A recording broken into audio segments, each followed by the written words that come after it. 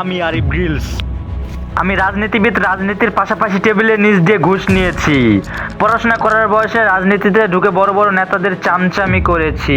School কলেজের ভিতরে পড়াশোনার বদলে রাজনীতি ঢুকিয়েছি। যখন যে সরকার ক্ষমতায় এসেছে সেই সরকারে পা চেটেছি। নিজ দল ক্ষমতায় না থাকায় অন্য দলের লোকদের উপর পাওয়ার দেখিয়েছি।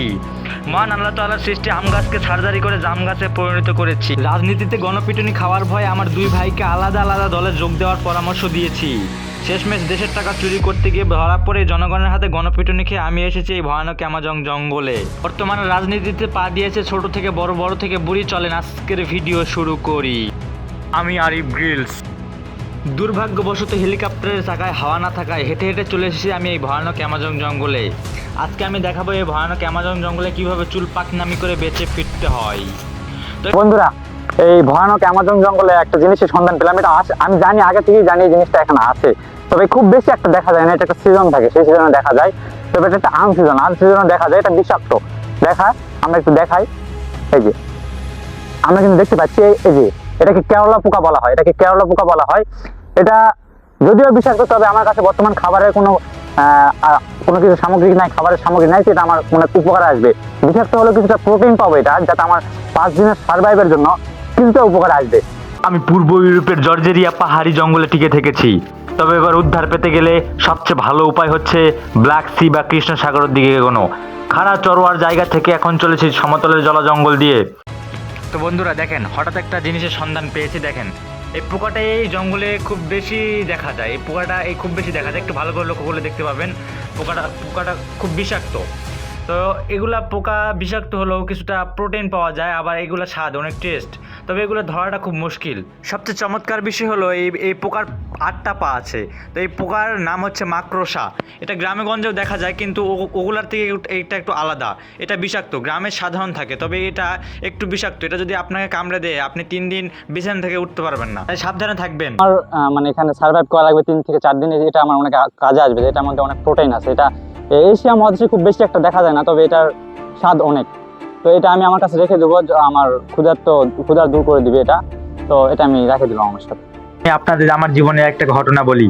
মাত্র 14 বছর বয়সে আমি একবার ফ্রিফল প্যারাশুট থেকে পড়ে গিয়ে দুর্ঘটনার কবলে পড়ি, ওইটা ছিঁড়ে যাওয়ার জন্য। এর ফলে আমার শিরদাঁড়ের 6টি হাড় ভেঙে যায়, আর প্রায় আমি 6 বছর হাসপাতালে যাতায়াত করেছি। সে সময় আমি ভাবতাম যে আমি যে ভিডিওগুলো করি হয়তো আর কোনোদিন সেই ভিডিওগুলো করতে পারবো না। তো দেখতে দেখতে সন্ধ্যা নামিয়ে আসছে। এখন আমাকে একটা নিরাপদ স্থানের সন্ধান করতে হবে, যেখানে আমি রাতটা কাটাতে পারবো। তো বন্ধুরা, অবশেষে আমি আমার নিরাপদ স্থানের সন্ধান পেয়েছি।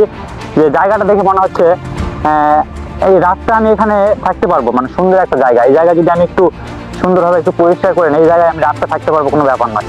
তো এই জায়গায় রাতটা কাটাতে পারলে সামনের সকালে আবার পরবর্তী রওনা হবে, আমার যাত্রা শুরু হবে। তো এই জায়গায় আমি রাতটা কাটাবো।